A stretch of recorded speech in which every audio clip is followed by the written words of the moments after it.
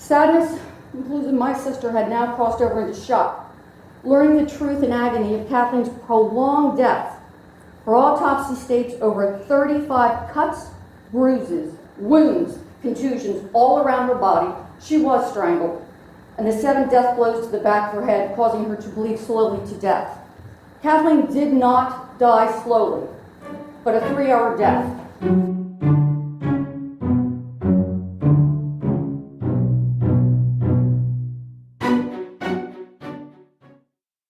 Real Crime Profile is made possible by many wonderful sponsors, from Madison Reed Hair Color to Stitch Fix Personal Shopping to Gobble Meal Delivery Service. So please, when you hear a special offer from one of our sponsors, do check it out and take advantage of it and show them your support for our show. You can also go to our website, realcrimeprofile.com, and see an up-to-date listing of the companies who help bring you Real Crime Profile and the limited time offers they have for our listeners. Remember, we can't do our show without you, and we certainly cannot do it without our sponsors.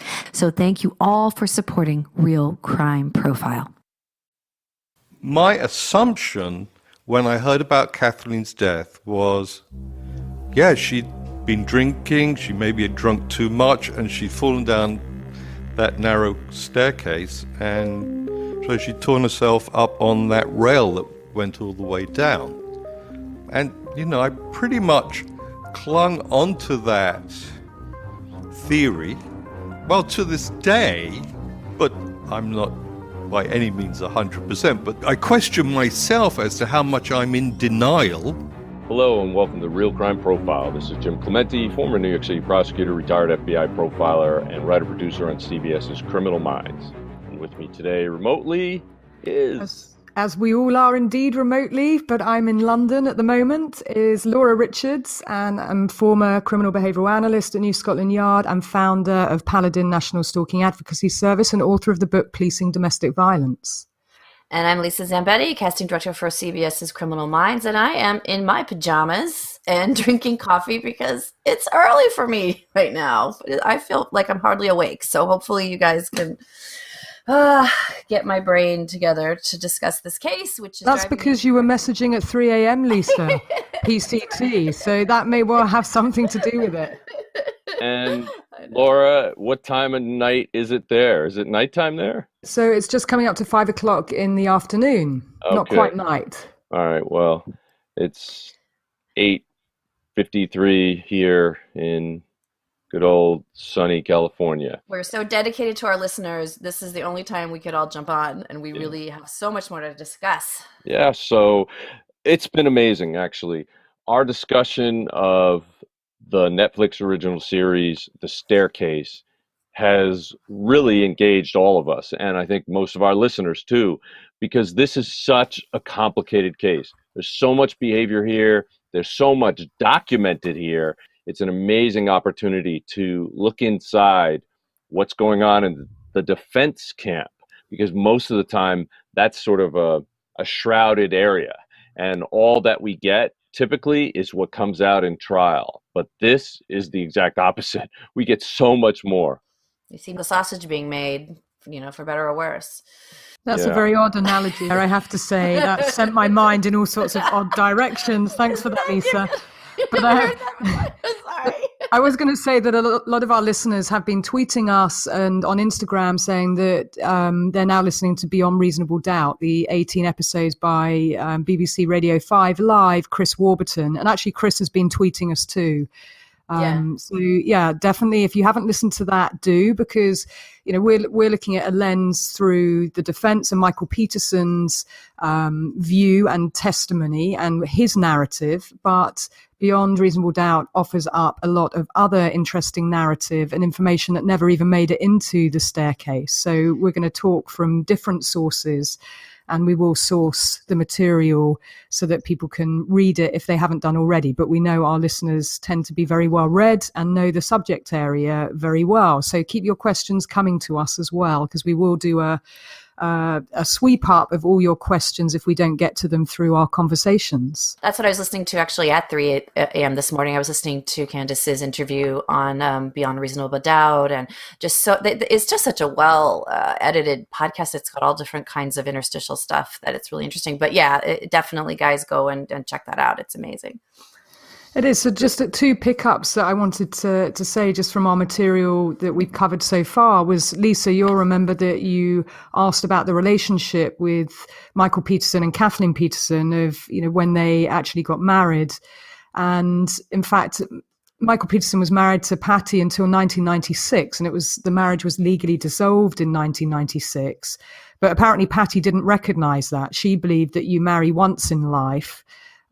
So she was against the divorce, but Michael Peterson actually proposed to Kathleen on New Year's Eve, 1997. And those of our listeners who are on Instagram will see that I posted on the Real Crime Profile Instagram account a picture of Kathleen in her wedding dress, which was on June the 21st, 1997. So a relatively short time after the divorce came through, and Kathleen is floating down the other staircase in this beautiful dress, and she clearly looks very happy. And it may well have been, I think, did you say, Lisa, it was 10 years that they were living together for? Right. So Patricia and Michael separated in 1987, and then he got introduced to Kathleen. I think their children were playing together. Caitlin and the girls were playing together.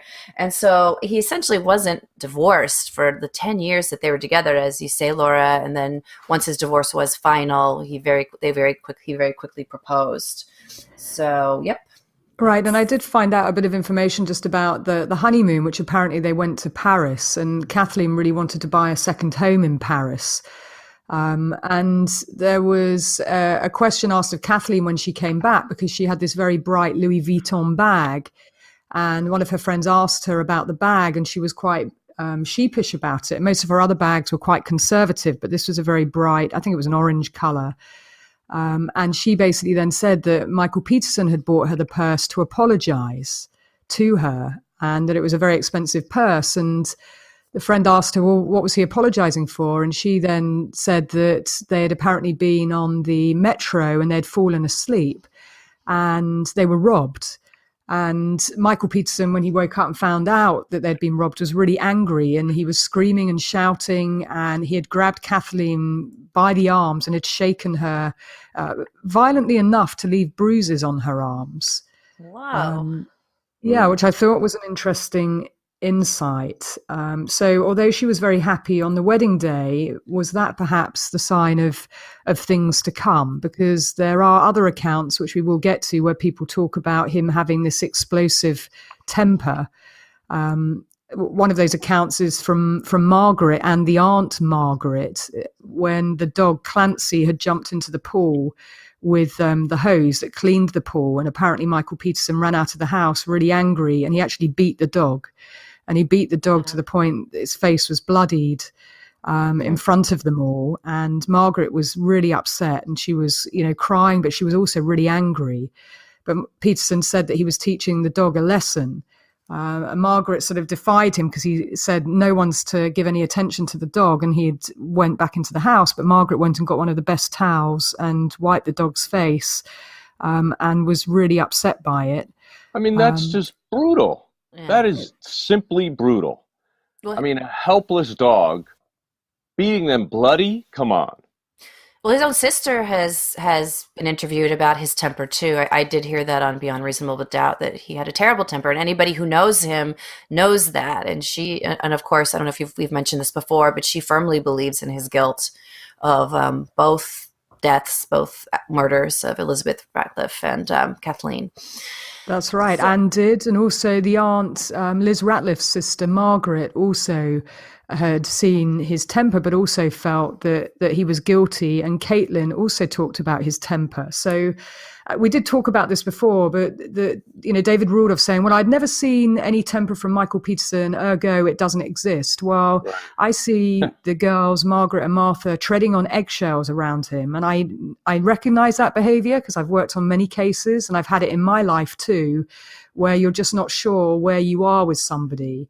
And I think that is, for me, is clear. Being an expert on domestic abuse and coercive control, I'm talking now with 20 plus years of experience. There is something that smoulders underneath the surface. I feel that in public he is wanting to put across a certain persona, and even the Shakespeare poem that he quotes about Kathleen, it's not an original from the heart. He seems to be doing a lot of image management. So I found that testimony about the honeymoon, because of course on honeymoon, everything should be wonderful, but this very different account from Kathleen, and the fact that he always wanted dinner on the table and things done a certain way, I feel I'm more leaning to aspects of coercively controlling behavior. Not that he would physically have to lift his hand to hurt any of them, but beating animals in that sort of situation, animal abuse, is a high risk factor. And, completely unnecessary to discipline a dog when the dog is just behaving in a way, that's playful. I was, as you were mentioning, watching the girls and seeing them walking on eggshells. You see that in the documentary when you watch them, that's what you're noticing and perceiving. Because I just didn't see that at all. I saw two girls who were completely at ease with him and quite devoted to him, and I just wonder, you saw evidence of that in the documentary itself. With all his interactions with his children, I wrote notes that they were very odd dynamics. That it was either shallow affect relations, something odd going on in the relationships, or it was the cameras being on them.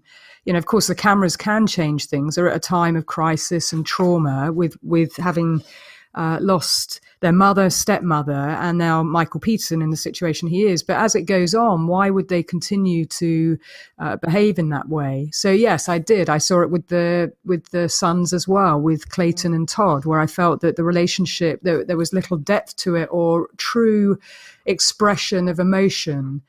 And I felt that they were always looking to him in a slightly sort of nervous way, although they support him, and that much is clear. But support can also happen. I've seen it with domestic violence victims where they support the abuser, particularly when you have a situation with Margaret and Martha, where both their father died and their mother, and Michael has been really their only consistent custodian throughout their lives. So sometimes it's better the devil you know, right? Our goal on this podcast is to go deeper than the show went, deeper than what people typically get on the surface. This is a good time to talk about the similarities between Michael Peterson and his behavior and other people who are serial killers like Joseph Spangler. I mean, Joseph Spangler was a very bright guy, and he had a genius IQ, and he, by the way, killed 3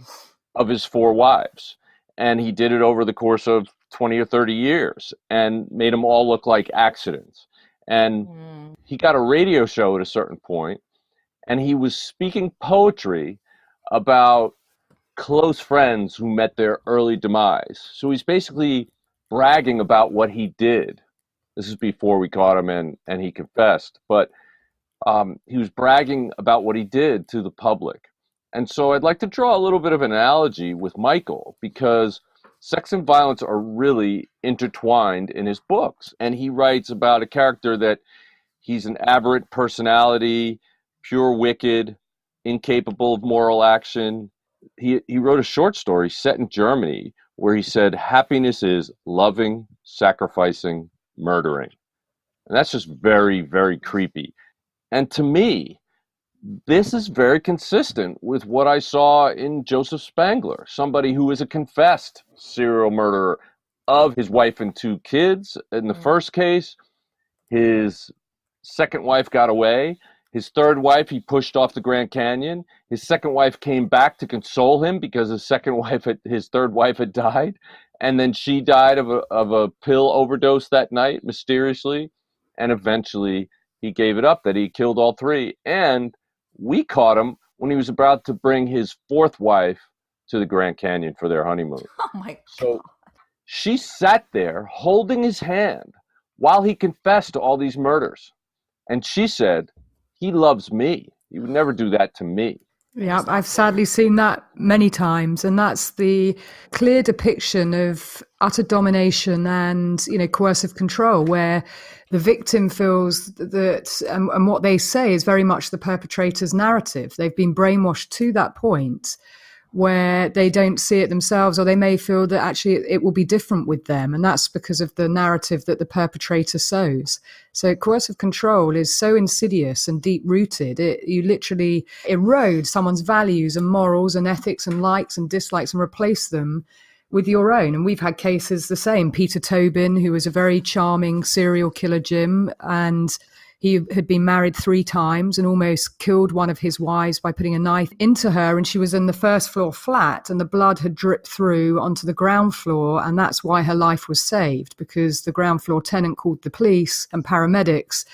Wow. But he beat all of them, but he was charming to all of them as well. And, indoctrination happens. But he was a very charming individual. He would be the best dressed guy in the dance hall and very dapper. And, didn't have to hit anybody over the head to get them to go with him, because he was handsome too. Of course, that's very much a subjective thing. But, he would use his charm to disarm. And we see a lot of perpetrators who do that.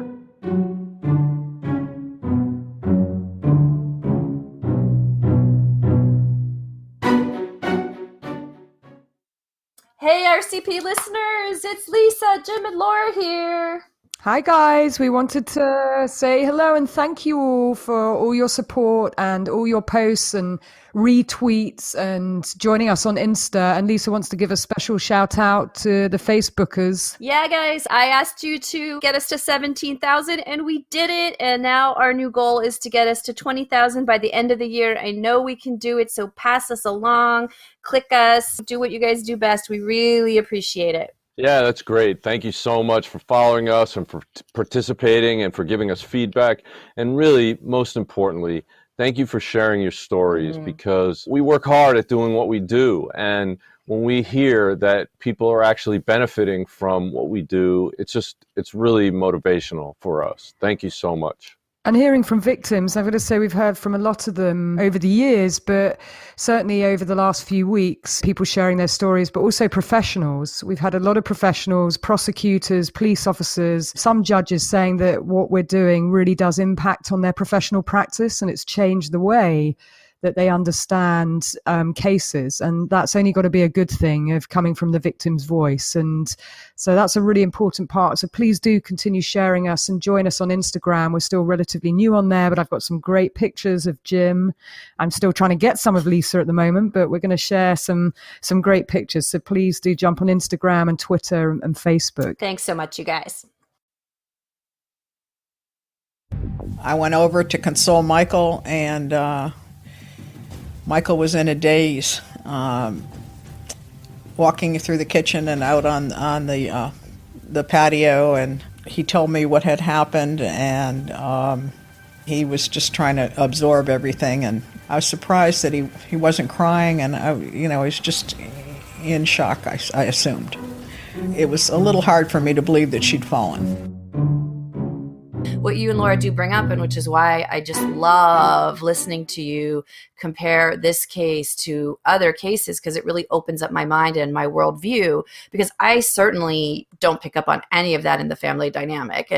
And to me, it seems incredible that he would kill Elizabeth and then kill Kathleen. But when you bring up all these other cases, it's like, oh, of course, this happens. And you don't, he still looks like a loving husband, even though he's capable of this. So it's great to hear you compare this, you and Laura, to these other cases.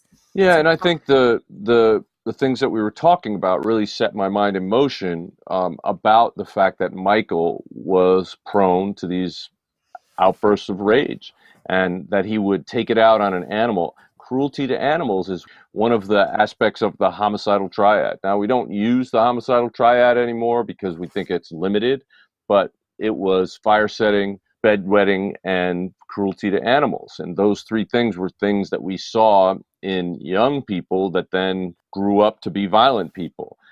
We've now got a list of over 19, I think, different characteristics that we see as precursors to violence. So but those things are still in there. So I think it's something that we should pay attention to. Well, it's certainly in the DASH risk assessment model, the domestic abuse, stalking and harassment online-based violence risk model. And it is one of the high risk factors, one of the 15. And so I talk about it in training. I talked about it yesterday in a training session that was when I was up in Nottingham. And, you know, those who harm animals or even use animals to control or take their anger and vengeance out, you know, in a disproportionate way to animals, which are what these flashes are that we see of Michael Peterson. The fact that we are trying to, or we're being given this other image of him, but yet other people who know him well, including his own sister, said that he did have a temper. And so we can't negate that. I mean, most people do when pushed. Everyone has a propensity to be violent or to become enraged. But there are numerous examples where Michael Peterson has lost his temper and been what I would call violent. But I do see these aspects of coercive control across his behavior and the fact he likes to dominate. And in fact, Dr. Lyons, who was present at Liz Ratliff's scene, actually said that he was a dominating male and actually commented on him in the report. So dominating male who was trying to put his point of view across and had said that it was an aneurysm, you know, right from the start before even the doctor could examine Liz. So somebody who is trying to dominate and trying to persuade people of a certain point of view, I'm always interested in. It's the same as when police attend a domestic violence call. You know, who's trying to get their story in first? Who's trying to persuade? Who's trying to influence? Who's trying to manipulate? And normally that power and control, you see that dynamic across someone's life course. And there will be people around them, those individuals who may well understand the power and control dynamic, and there may be others who are completely oblivious to it, because 52% of victims who are coercively controlled would not self-identify as a victim. So it doesn't surprise me, Lisa, that we see very different things when we watch interactions, because I've been watching people, as Jim has, you know, for many years, and understanding dynamics and reviewing murders where people say, well, Laura, you know, in this case, there was no history of abuse. There was no previous history or violence. And I asked then other questions, and that's the point of the DASH. And then I find out there's all this coercively controlling behavior. It's all the psychological and controlling, limiting someone's space for action. And it can be dressed up as caring behavior, pseudo-caring behavior. It can look like something very different. And you may only see flashes of it. You may not see, you know, when somebody is in control of something, they don't need to exert it. And that's why some of the most dangerous offenders that I work on are the ones who do not need to lift a hand to do anything. They can control by what they say, by a look, by a touch. They don't need to physically do anything at all. And they're the most dangerous of cases. You know, David Rudolph draws the analogy, and, you know, I kind of choked a bit on it, where he says, oh, well, Michael Peterson's hardly the guy who uses the staircase to kill women. I mean, what a ridiculous, you know, methodology. And he draws the analogy by saying it's like being on the beach and two people die because they drown. Therefore, it doesn't mean that you caused their drowning because you were present at the same time. I mean, this is a completely different scenario. Of course it is, because, in fact, if two people drowned and nobody had ever drowned there before, we would think he did it. But the fact is that people drown all the time in the surf because it's very dangerous. The staircase, not so much. It's extremely rare for somebody to fall on a staircase and die. To get injured, yes. But to die not of a broken neck, but to die of multiple wounds and exsanguinate and then get strangled, give me a break. It has nothing to do with the ocean. This is a totally different circumstance. This is something people walk up and down every single day. And it's just ridiculous to make that kind of absurd analogy. Well, the way that he says it, it kind of sounds plausible. But when you think about it, you know, being a complete stranger on the beach versus this is somebody who knew both women, who was the last person to see them alive, who had had relationships with each of them, not a sexual relationship with Liz Ratliff. Well, we don't know. We don't know about that. There is a question mark about the girls as well, of why was he so determined to keep the girls, although there was some back and forth about him either giving them to Anne or then to their Aunt Margaret. And That went on for some time. But yes, we don't know, other than he really did want to help her out when her husband died and there was questions around the will, etc. He stepped in and helped her. But it's a very different scenario painted by Rudolph. But I have to say, he paints things in a way, he's quite seductive in the way that he draws you in with his narrative too. And, as is Michael Peterson. And I did notice also, Lisa, just to the point, what else I observed just as I was watching it and I made my notes, was that Michael Peterson had a tendency to hide behind his sons and his children of what they said and would use them in his own narrative. So, the crooked table, I'm playing a game at a crooked table, he'd use words that either Todd or Clayton would say, or Margaret and Margot. And I think they were his best line of defense, really. The fact that all his family supported him, I think, for me, right from the start, was a very strong case for his potential innocence, right, because everyone was standing by him. Certainly the situation with Martha and Margaret, the fact that their mother dies in the same circumstance, and then it happens to their stepmother, the same circumstance, but yet they fully support Michael Peterson, to me seemed to be very compelling on the face of it. But then when you start to watch their interactions and the whole family dynamics, I did have question marks about that, particularly as he really is their only custodian, the only person that has been consistent in their lives. Right. And you get this ambivalent dynamic in those kinds of situations. I mean, it's the same kind of thing that we see repeatedly in situations when somebody's victimized, when the person who's victimizing is also the person providing life services, food, clothing, shelter, love, affection, attention. Then a lot of times you get this ambivalence. They, at one side, they love the person and want to look up to and respect them. On the other side, they may hate or fear or loathe the person. But because they need the things this person is supplying, they put up with it. And that's just a very common dynamic.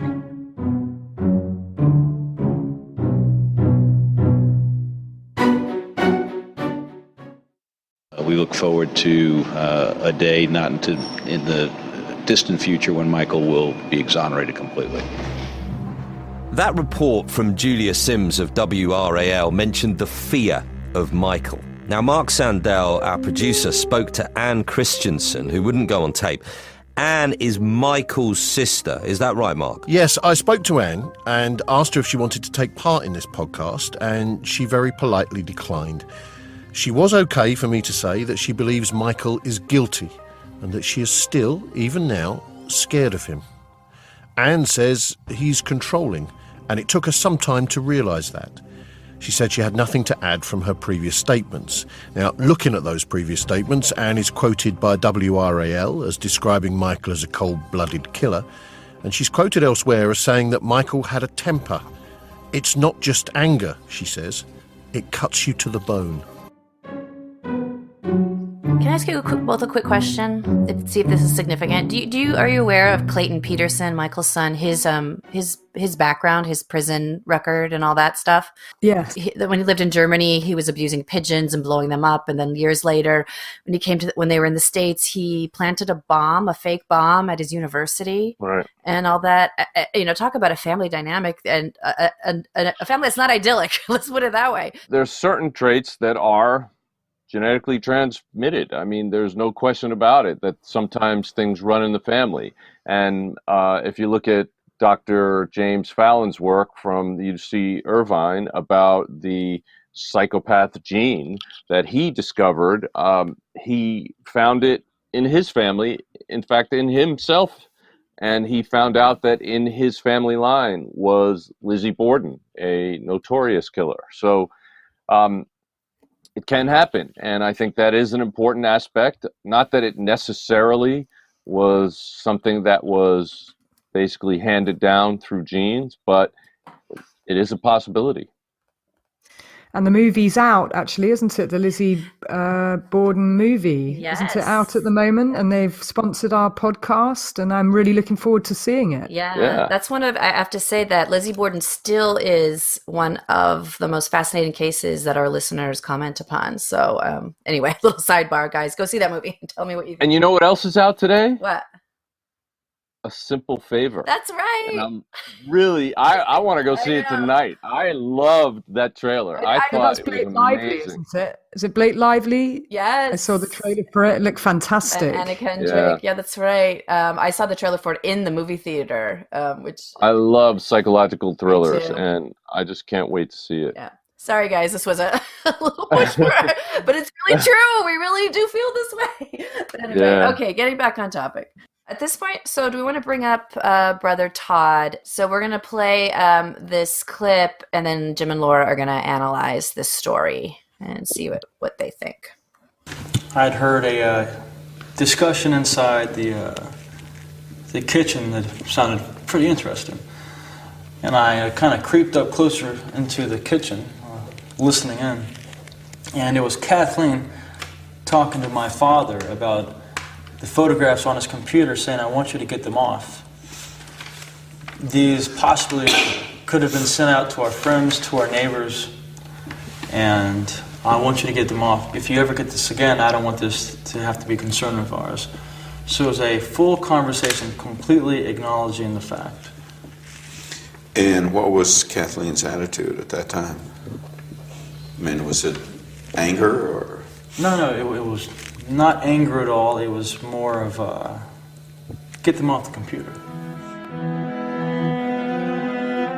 Well, there's so much there in that one statement that we're going to have to end this episode right now and come back and discuss it in our next episode of Real Crime Profile. Till then, thank you for listening.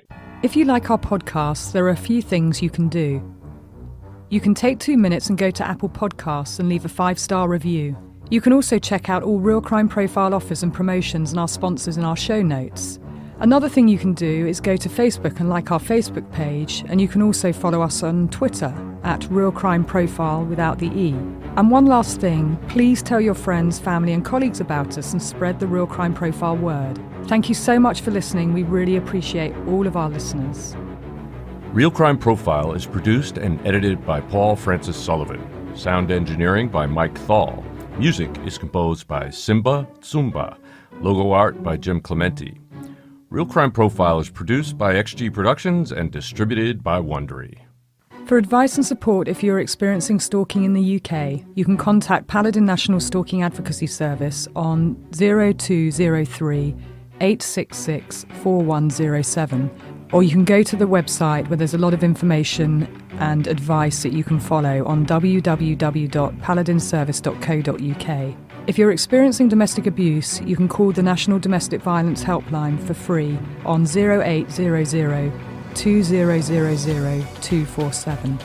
In the US, if you're experiencing domestic abuse and need advice, shelter or counselling, you can call Genesis, the 24-hour hotline, on 214-946-4357.